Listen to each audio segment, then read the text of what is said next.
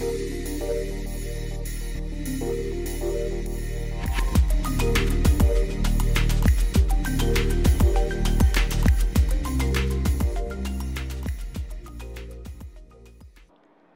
day, friends. You have had a very interesting journey of learning, experiencing, self-reflecting over the last 36 episodes. Today's episode is, in a way, a culmination of what you have done so far. It's on a very interesting topic, and the topic is about trust. And trust is something that, it's a word, I would say, which is freely used everyday parlance. And I would like to start this topic by asking a very, in a way, a fairly counterintuitive question, by saying, how many of us wake up in the morning saying that I'm going to break somebody's trust? Just think about it. Give it just a few seconds and think. Do any of us wake up in the morning thinking we're going to break anybody's trust? But at the end of the day, there is a good chance that we may have, if not broken trust, at least reduced or eroded the trust of somebody on us, or vice versa, somebody that we trust may have eroded or even broken the trust that we have on them. So what is it that makes it happen? It requires a little awareness, it requires a little bit of an exploration on what this word trust actually means. And that's what we want to do this exploration today. So trust is, if you look at it, there are two dimensions to trust. One is how much you trust your own self. The other is how much you trust the others. Now, trusting your own self is a separate topic in itself, and it is part of the 4 core practices that we are doing, because that means we are talking about trusting my own self, that is a higher self, and that's an exploration that we do on a daily basis through the core practices. Today we are going to focus on the trusting that we show when it comes to others, and also what others show when it comes to us. So it's all about trustworthiness. So there are 2 ways to look at trust itself. One is what we call the functional trust, and the other is what we call the moral trust. There, the words are specific. If you were to pause and think about it, functional and moral. Now, what is functional trust? Now, functional trust is more, you can say, the day-to-day transactional interactions that we have with people. It's all role-based. It's the work that we do, the responsibilities we carry, the titles that we carry. All these define what trust is in that particular execution of that role. And a moral trust is to do with the values that we espouse, the principles that we live by. And I can give a very simple example to distinguish the two. If I were to board a plane, and when I sit waiting for the plane to take off, the first thing I hear when I board the plane is generally the announcements from the cabin crew, and then when the pilot is ready, he invites us formally saying thank you for boarding so and so flight, and he says, I'm sure you're fastened your seat belt and we are going to cruise at this altitude and we'll be landing at X time, or so on and so forth. Now when he gives those instructions, I trust him. I trust him that he will take off safely, he will take me through the flight comfortably to the best of his ability, notwithstanding the turbulences, and he will land safely.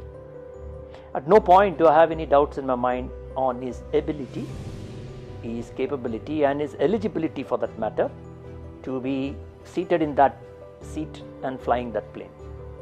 Now that is what we call a functional trust. I don't know him, I haven't seen him, but I am assuming that the fact that he has earned the right to board the plane and sit in the cockpit gives me the trust in him, in his ability.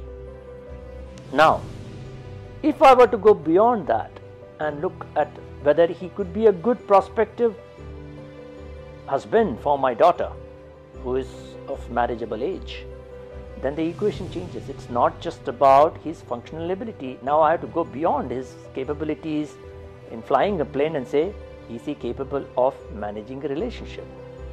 Is he somebody whom I can trust my daughter with?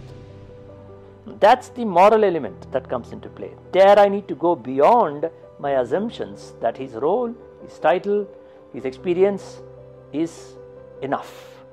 Now I have to understand what are his values, what are his principles, how has his relationships been with people around him.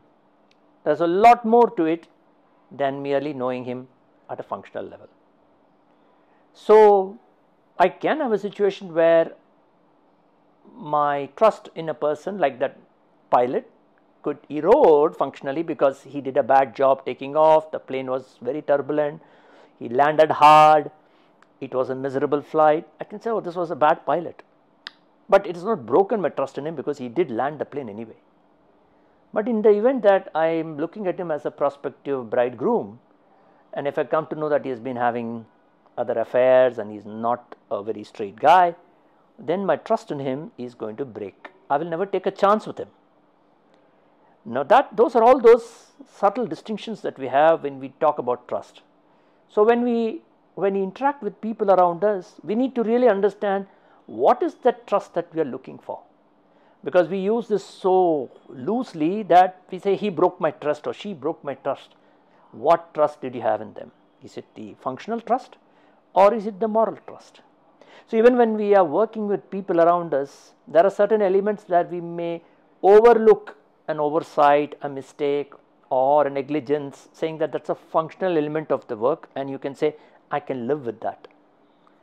For example, somebody doesn't deliver something in time, so the project gets delayed. You can say, understand, you can forgive the person and say we'll move on because we managed to catch up.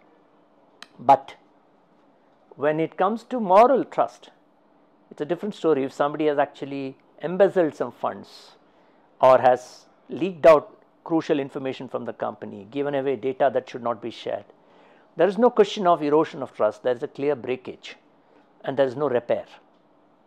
So these distinctions are very, very important for us to establish.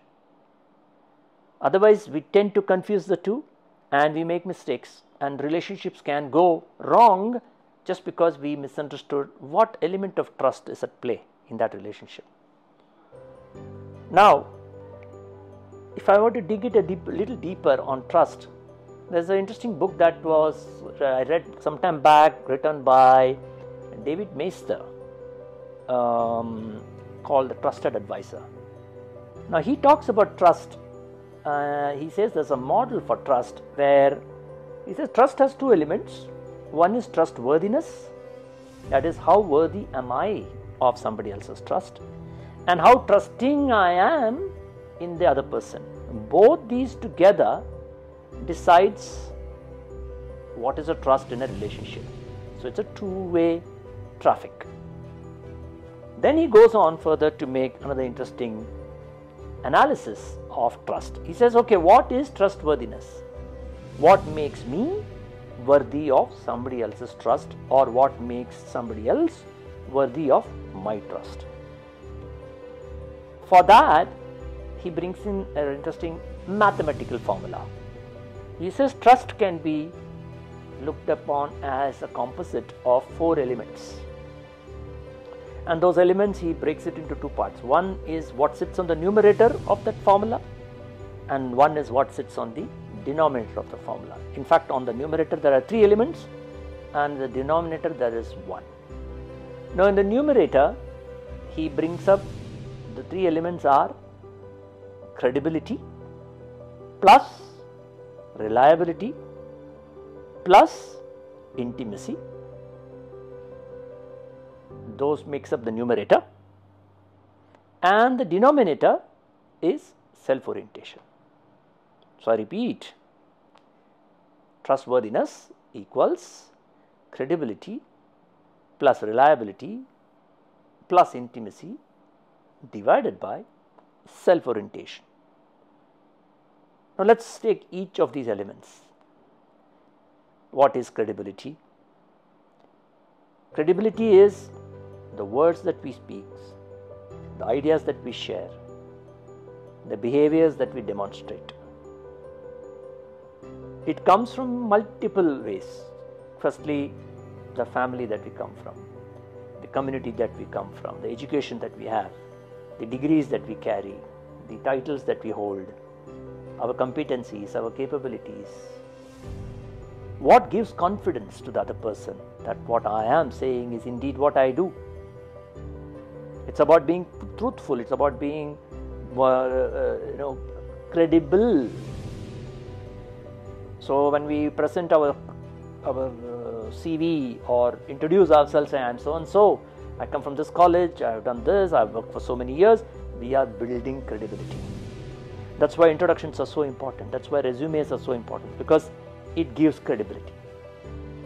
Until the person meets you in person, the paper or the soft copy of your CV is what is building credibility. And when you actually go and sit in front of the person and start talking, you are reinforcing that. So the trust increases when the person says, what you said, what you claimed is what you are. So this is the first element of how what I say, what I mean, are they consistent with what I do. The second element is reliability. Reliability is the actions that I do. While the credibility brings in the competency, the capability, it says this is what I am capable of. Reliability says, yeah, I do that, and not just once, but I do it consistently. A simple instance of credibility and reliability is when somebody calls me in the midst of a workshop, a friend of mine, for example.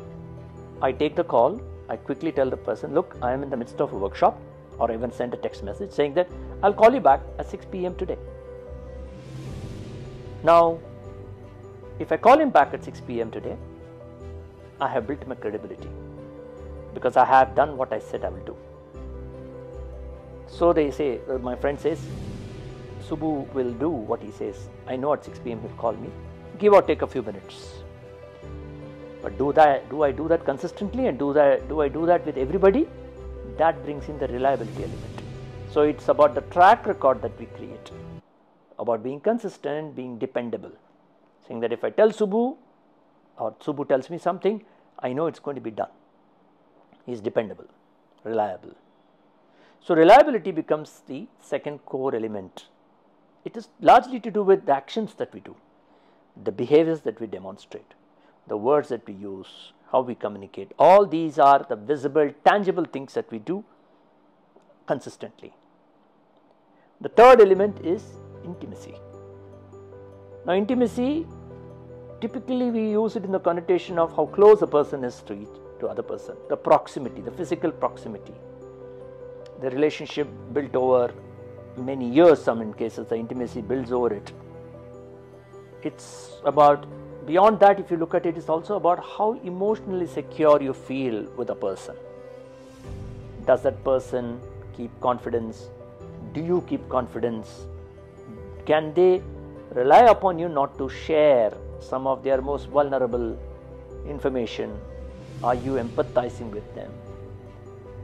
Do you have the emotional intelligence when you're dealing with people? All these are the elements that creates intimacy with people. So it's what today commonly people talk about, psychologically safe space. How psychologically safe does somebody feel when they are with you? So this is a very, again, this is a very intangible thing. It's a big gray area in most relationships. We don't know how intimate we are, or we think we are intimate purely because of proximity, but many a time we are not that intimate. It's just you happen to be physically close, that's all. So this is the third important ingredient in the trust equation. Now that we have explored the numerator in this trustworthiness formula, let us take a logical pause at this point so that you can go and actually look at what is your own trustworthiness components in these three areas. And then let's come back in the next episode to talk about that all important denominator on self-orientation. See you soon.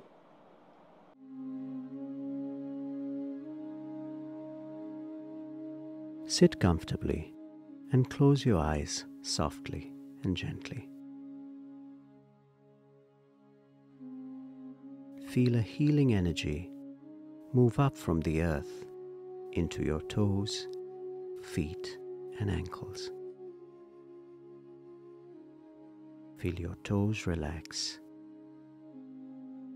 and your feet relax, and allow your ankles to relax.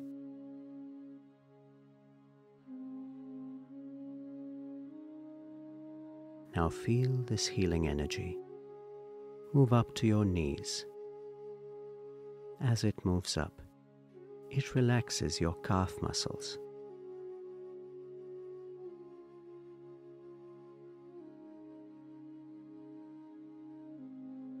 Feel this energy remove all the tension from your knees.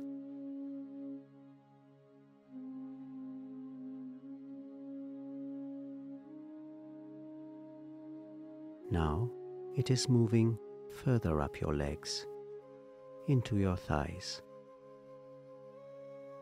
Feel your thighs relaxing.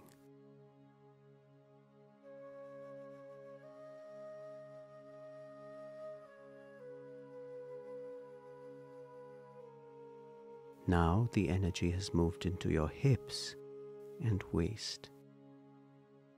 Feel them relax.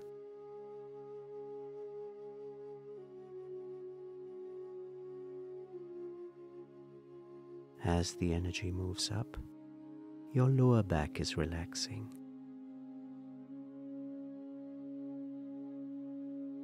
And your stomach.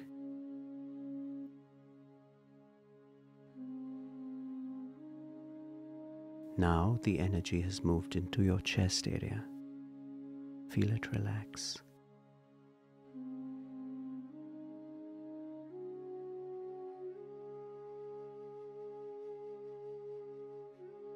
Feel the energy move up your back and into your shoulders.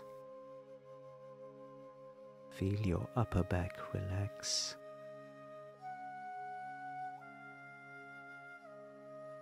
And feel your shoulders simply melting away.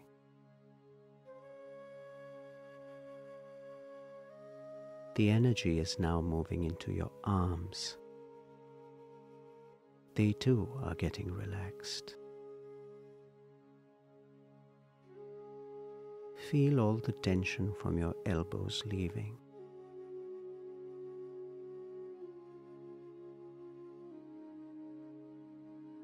And as the energy moves into your forearms, they too are getting relaxed.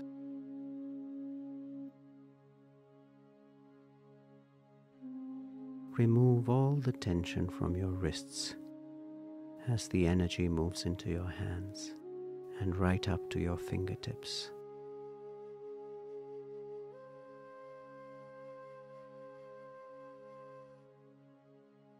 Now move your attention up to your neck. The energy is moving up and relaxing your neck muscles.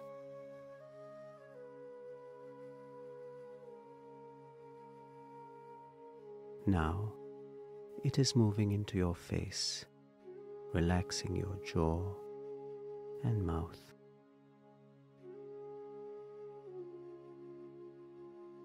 The energy moves into your nose and eyes, relaxing them.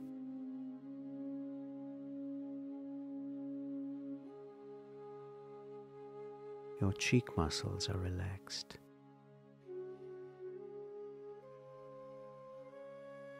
Feel your earlobes relax.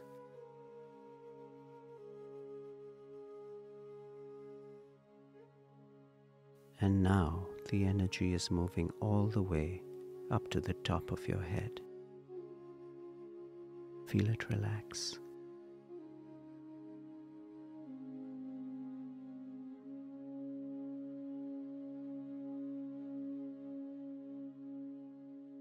Feel your entire body is relaxed from top to toe.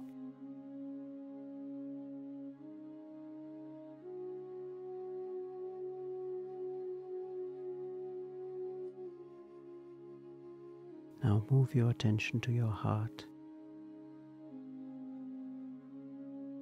Feel that a source of light is already present in your heart, and it is attracting you from within. Do not try and see the light, just know that it is there in your heart. Be open and receptive to a very subtle energy flowing into you.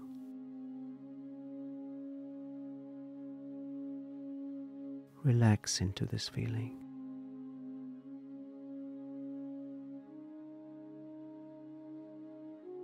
If you find your awareness drifting at any time to other thoughts, don't fight them. Let them be. Gently remind yourself that you are meditating on the light in your heart.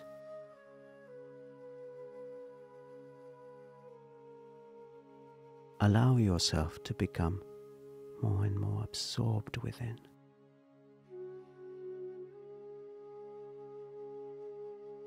Remain absorbed until you hear further guidance.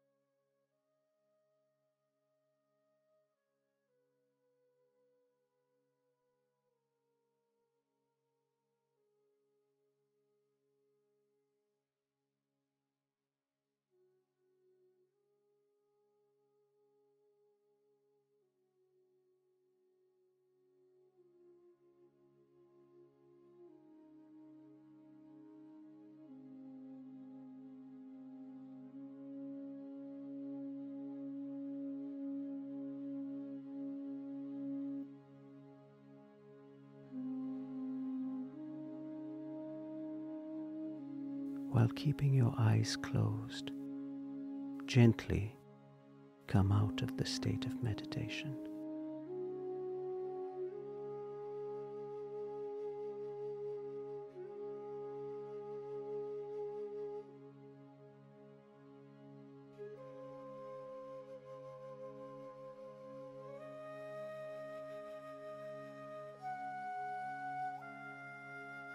Now gently open your eyes.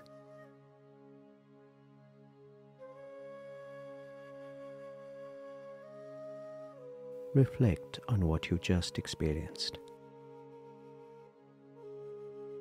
Try and retain this condition as you return to your daily routine.